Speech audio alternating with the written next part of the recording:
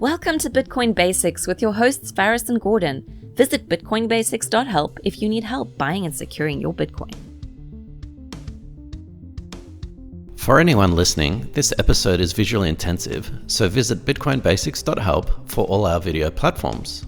We use TradingView, which is free to set up an account for all our charts. So check out our Bitcoin recommended products and services while you're at bitcoinbasics.help. Hello everyone, welcome to another episode of the Bitcoin Basics podcast. This is Faris flying solo today as we are having a look at the markets. Now I am about 7 hours early before the markets close for the week. First and foremost, let's have a look at Bitcoin. So if you are new to Bitcoin, and I mean just joined us within the last 2 years, welcome. This is something that you're going to have to get used to. We have these huge gains in Bitcoin, 300, 400, 500, 1000% returns, followed by some very nasty drops. And this is what we've seen. So let's have a look at the chart.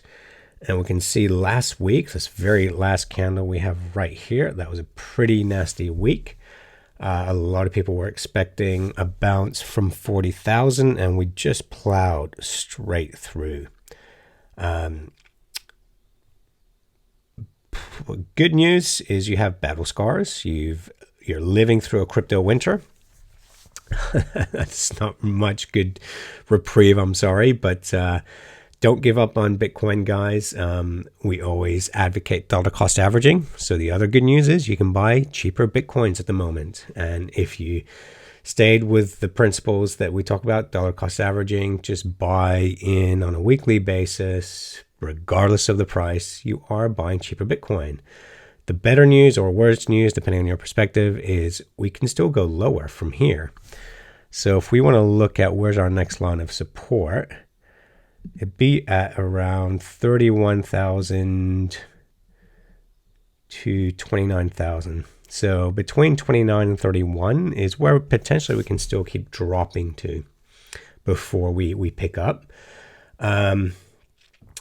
Because we've just had such a huge drop. I mean, we've dropped 50% now. You would expect a bit of a bounce simply because it's just come down so quickly so far. So if we're looking at other indicators like RSI, for example, we'll see that these are at levels we have not witnessed in a very long time and seldom have witnessed in Bitcoin. So the RSI, now this actually measures just how exhausted or oversold or overbought conditions. So if you're getting above 80, you're overbought, which means it's going to be time for pullback. And if you're getting, and then normally I'd say if you're getting below 20, but Bitcoin seldom goes below 40. And we are at 36.94 at the moment. And in the last 3 years, we've only been lower than that twice. And each time we had a bottom formation. So I don't want to predict what price is going to do. We don't know, because even though this has only happened twice, it can happen a third time and it can happen a first time, meaning we can go even lower. So if we go on the RSI, go even lower to 30 or to 30 on the RSI, and we're not 37, we would be looking at 30,000. If we take out 30,000, guys, our next line of support is all the way down to 20,000. So again, what do we always say? Dollar cost average. We would be looking at 30,000 hopefully to hold, then 20,000. The indicator for us to go long is two things. One is, so we got in on the last one on a Bollinger Band. So our very last entry on this program where we said now is the time to go long was this candle here at 35,000. And that's because it broke above this internal Bollinger Band here. And this was your signal to get out. This candle here broke below. this here is actually a signal to go short, but we don't really short Bitcoin because it can just spring right against you. So that's your signal to go short. Now, to go back long again, we'd need something that looked like this. So we'd actually want a close above this Bollinger Band in here, which is now at 43,800. So if you want to go long, and then keep in mind, again, this is a weekly chart. That's what we're looking for. So at this stage, if you are a trader, as I said, you've got battle scars. What did you learn from this experience? A lot of this mess happened because several traders were over leveraged. And this is what happens in Bitcoin. To be fair, we did not get a signal of a top. The RSI up here was not overbought. There was no signal to say, hey, we're topping here. The only one potentially was sentiment, which we got back here. This is when we had all the laser eyes on Twitter. Everyone's saying we're going to 100K. People were a bit nervous here. So the sentiment was still a bit subdued. We started getting excited, but yeah, you didn't really get a signal of a top here. And yeah, it's quite rare that you would have a double top where that went higher to all-time highs. So that did catch a lot of people by surprise. But this is where we are now. So what did we learn? Don't get leverage. Dollar cost average is what we learned. So yeah, this is where Bitcoin is now. We would be looking at a support at 30,000, around 30,000, give or take $1,000 either side. If we break below 30,000, we've got a vacuum, unfortunately, all the way down to 20. So what's the positive? You can buy cheaper Bitcoins. If you believe in Bitcoin at 35,000, at 70,000, there's no reason you shouldn't believe in it cheaper. The fundamentals are getting stronger, and this is something we do post and write about, the fundamentals of Bitcoin, and they are getting stronger. If you enjoyed this podcast, please subscribe, like, and share so we can find others like yourself. We'll have a quick look at some of the alts. So the only alts I really look at are by market cap. Weekly chart again, so this is Cardano versus Bitcoin. There's a reason I don't like to trade these. The moves are just so quick. You're looking at a weekly chart here.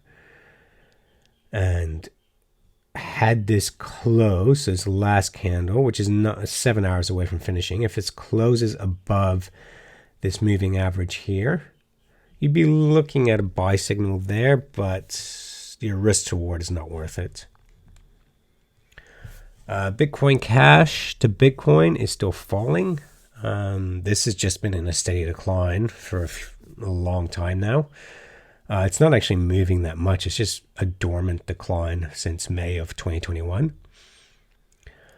Binance to Bitcoin has a lot more volatility in it. At this stage, Binance to Bitcoin is just basing out. There's no pattern. We had this triangle, which we looked at in this show a while ago. It broke out of that one convincingly. So it's just potentially forming a new base, not going any lower, not going any higher. Binance to the US dollar. So your altcoins potentially, they'll move first and then Bitcoin can follow. It's simply because there's more speculation in them. We do have this trend line here in Binance.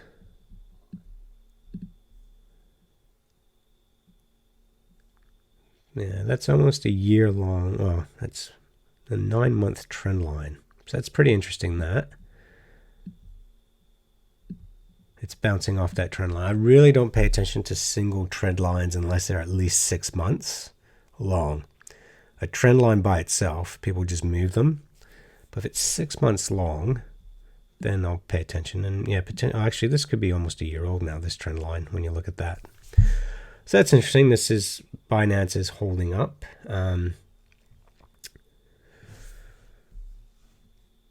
That's Binance USDT. Bitcoin dominance is hitting the lows. It's not the all-time lows. The all-time lows are not far off. So we're at 40%. And we've talked about this in one of our shows before, where the dominance now, it used to be Bitcoin dominance really was just against a handful of cryptocurrencies.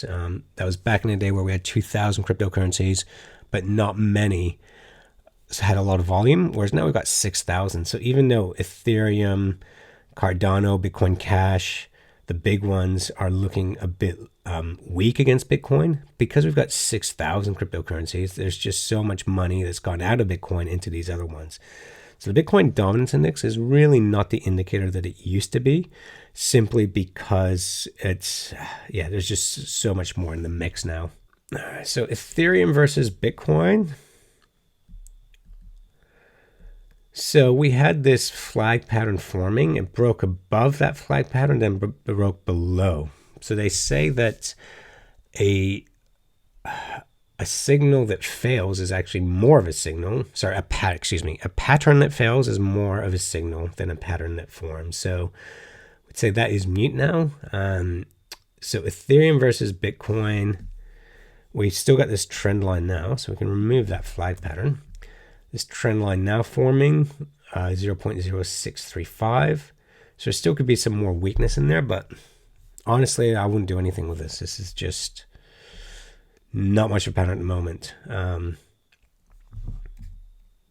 So what are we seeing now in the market, guys? A lot of indecision. What do you do when there's indecision in the market? You do absolutely nothing. Keep your cash in reserve. Ethereum versus the US dollar. So we've got a line of support. So support means you've got some buyers that will pick up because they're there in the past at 1752. So the Ethereum is now at $2,437. We could potentially go as low as 1752 before a bounce. Same rules apply with Bitcoin. Your RSI here would be, I imagine, quite oversold, which it is almost the exact same as Bitcoin, actually 3679. So you probably get an RSI bounce here. I would be surprised, guys, if crypto winter is going to be over in the next few months. I think we are potentially looking at downsides, some more downs, and consolidation like what we have here. So be prepared for a few months of maybe just sideways chopping and changing. Now, what is irrelevant actually is what's happening with the S&P 500. So this is the ES1, which is a futures.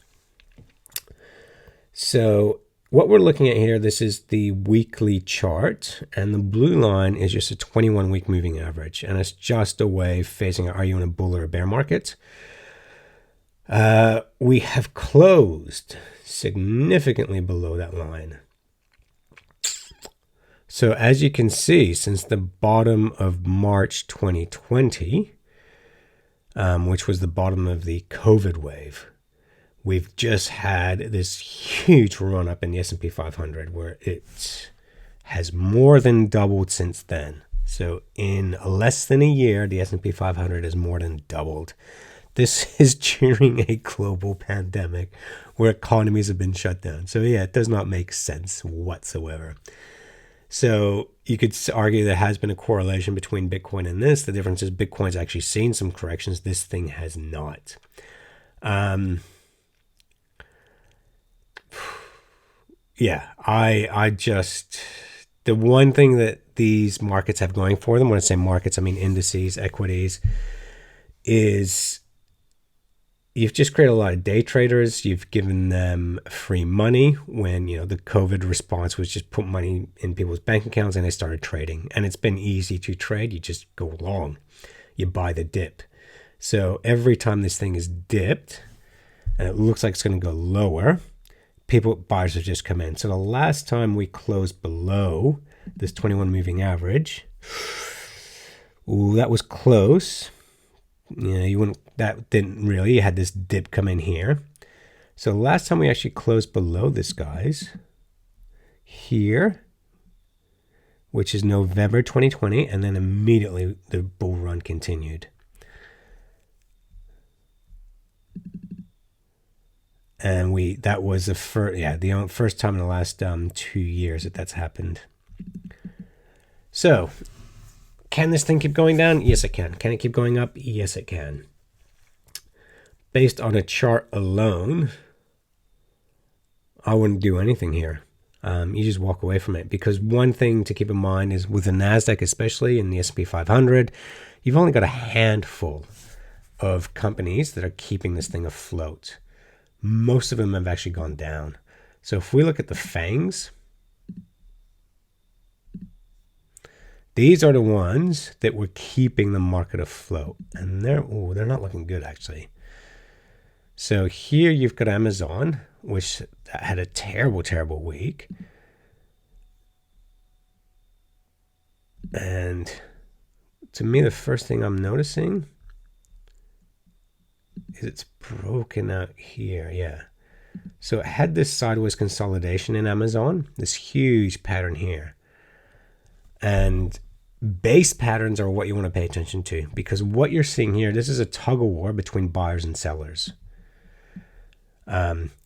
Buyers are coming in at this line, and then sellers are coming in up here and up there. And so this is a tug of war where no one's winning.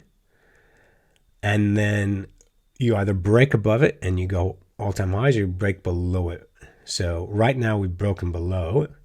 So yeah, Amazon is not looking good, and Amazon is a huge, huge portfolio owner. What do we have next is Facebook. Facebook's got more of a support below, so where Amazon has a lot lower to go, there's actually a lot more support in Facebook. So you got this consolidation pattern in here will hold up. And then, yeah, Facebook's got, even though it had a really bad week, even though technically it's in bear territory, it's got some support underneath it. Tesla has a fair way to drop still if it keeps going. I mean, Tesla can still go to $800 and a touch lower. So Tesla, because it is a tech company, people treat it like a car company. It's not. It's actually a tech company. It can still go to 800. These tech companies move very, very quickly, either direction. So Tesla can still go to $800, which is another significant drop from where it is now at 943. Netflix, I think they missed earnings. So any huge move like that is based on news. And yeah, Netflix, I think they actually gapped down significantly. So we'll go to a day chart. Yeah, look at that. So if you were long Netflix, you just woke up one morning and your portfolio's lost 20%, and there's nothing you could do about it. So as a trader, I used to always get out 2 weeks before earnings. I want to be in anything during earnings because it's a gamble. Earnings can miss, or earnings can lead expectations. So yeah, when I used to day trade, I would get out of individual shares during earnings. So yeah, Netflix has dropped now. You probably would get a bounce here actually on Netflix if you were a very risky trader. You could buy Netflix here and get a bounce, a 10% bounce probably. But hey, that's not what we're about here. Google, same thing. Google can drop even lower from here. Google can easily lose another 10%. Wow, that's a very big topping pattern on Google. Yeah, you've got a multiple head and shoulders top up here. So you got your shoulders, it's ugly, but it's a multiple head and shoulders top. And we've broken through key support right at 26.20. So Google has at least, I'd say, another 10% drop to 24.40, and that can keep going lower and lower and lower. So the FANGs are actually starting to look weak, and it's the FANGs that's been holding up this S&P NASDAQ run. Boeing, that shouldn't be in there anymore. That was part of the FANGs, but yeah, airlines have actually just been decimated with COVID. Apple has some good support. So Apple's holding up the best.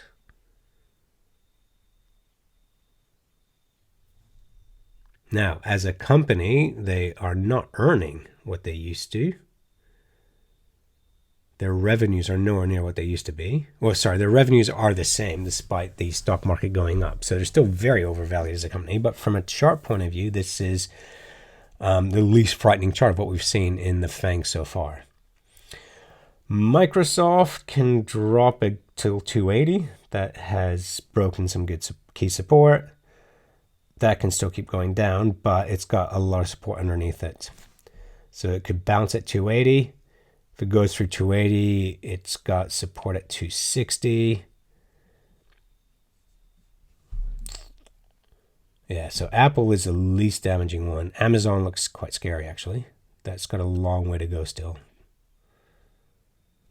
All right, let's look at commodities. So oil is one that on this program we said looked like a buy if we close at, there's going to be we said there's going to be pullback at here when you get to 85. This is UK oil, crude, Brent crude. So that's, we did get that pullback. I do believe we're still, oil long-term is still a buy. And as I mentioned on the show, if you are an advocate for alternative sources of fuel, then you actually want expensive oil. Because if oil is cheap, no one's going to bother with alternatives. It's just easy to buy cheap crude. When oil is expensive, it's going to help you look at alternatives. Unfortunately, it doesn't do much. It's disadvantageous for poor economies where people need to travel. If it will really hurt the poor, but it will, in the same token, help companies that are looking at alternatives to fuel. But we need to think of oil as just not in transport. Like you go grocery shopping and you come home, you're coming home with a bag full of oil because it's in your plastics and it's in everything. So oil is looking like a buy. Same applies to US oil. This has been on here for ages. This inverse head and shoulders that we had. It came back and it's broken through again. So UK Brent and WTI crude are a buy. They've still got some support, so it's not going to be a moonshot. Silver's actually looking like it has bottomed. It has not performed what people thought it would do. It could be that money just went into crypto. This is actually a monthly chart. So if we go to a weekly chart, there is no pattern here, but I mean, that was a strong week last week. So do we have a signal? I'd look at a Bollinger Band to see, can I get in on this one? And yeah, look, it would have been great if the week closed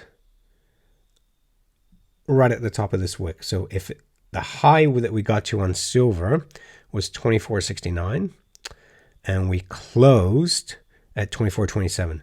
Had we gotten a close at the top, to me, that would have been a great sign to go long. But when it is still probably worth it to get into silver because you've got such good support down here at 21.48. Gold. So gold has been a huge disappointment for people. When we've got inflation basically just shooting off, gold has done nothing. If anything, I mean, we saw equities have a sell-off last week. Gold did not. So that's what gold is. It's a security. It basically just is intended to hold its value. However, this was the perfect environment for gold to take off, and it hasn't. It's been really, really disappointing. We do have this trend line here that keeps bringing gold down. Probably better draw this way there. So that's going back to November 20. So over a 12-month trend line there. So that keeps suppressing the price of gold.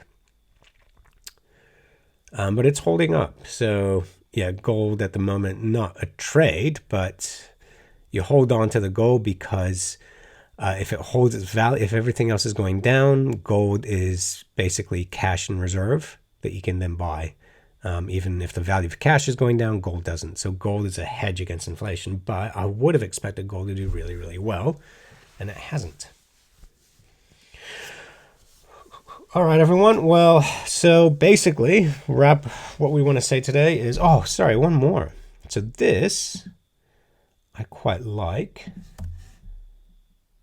So this is Bitcoin. And this is a Renko chart. So essentially when these go green, and what I'll do is I'll link an Investopedia article to explaining Renko candles and how they work. It's just too much for me to explain on this episode. But if you are a trader and if you're looking to go long, this is great for Bitcoin. So this has a really, really good track record of when to go long into Bitcoin. And if you'll recall that 35,000 move that we announced, it turned green there as well. So yeah, and it told you when the top was up here when it was red. So this is a really, really good indicator. We're still flashing red at the moment. This candle is yet to be formed, but it was finished right now. It will be red. So at this stage, we are not looking to go long Bitcoin from a trade point of view. And you're probably sick of hearing me say this, but dollar cost averaging means you don't have to worry about all this stuff. So before you want to leverage up and go long Bitcoin, again, not what we advocate you doing, wait till this turns green. So we'll have a look at this a lot more regularly now because we are getting into some interesting times in crypto and the markets in general. Let's also have a look at the US dollar.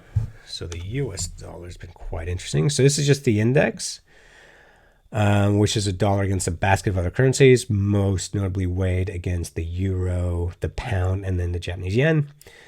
So it broke through this key level we identified a long time ago at 94.67. It came back. Oh, look at that. And it bounced right on top of it. It's actually the first time I'm looking at this chart. I have not been looking at the dollar for some time. It bounced right on that level. So the dollar is in an uptrend, and that is not a healthy sign for emerging markets. It's not a healthy sign for... So if you, for example, were the Bank of Switzerland and you were buying shares in Apple, which you have been doing, and if the value of the dollar is going up, well, it's taking you more Swiss francs to buy US dollars, to buy Apple, because you're converting those into US dollars. You're getting less, so you're buying less shares. So you might be offloading those and taking your profit. So when the US dollar goes up, it does cause problems in the rest of the world. And this is why we have, in the past, we've had these accords where, the G8 countries got together and figured out how to weaken US dollar. And the US wants a weaker dollar as well. It benefits them. So a strong US dollar does not bode well for macroeconomics. So if we keep going higher, we will see risk assets going lower. And usually commodities will go lower, but that's not always the case because commodities are priced in US dollars. We're seeing the dollar and commodities go up. I would expect commodities to keep going up. They're looking pretty solid at the moment. All right, everyone. Thank you for tuning in. And we will be back with another episode of Bitcoin Basics Podcast with myself and Gordon again soon. Thank you, guys. Thanks for watching or listening. If you enjoyed this podcast, please like, subscribe, and share so we can spread this educational content to others like yourself. Visit bitcoinbasics.help. Disclaimer. Any content provided by CoinCompass is for educational and informational purposes only and is not investment, legal, tax, or any other professional advice. A qualified professional should be consulted before making any financial decisions. CoinCompass will at times recommend certain products, services, and technologies, but these are opinions based upon our own or podcast guests' experience and not endorsements. We take no liability for out-of-date or inaccurate information, software bugs, manufacturing errors, technology misuse, or issues involving third parties. Visit coincompass.com for more information and please contact us.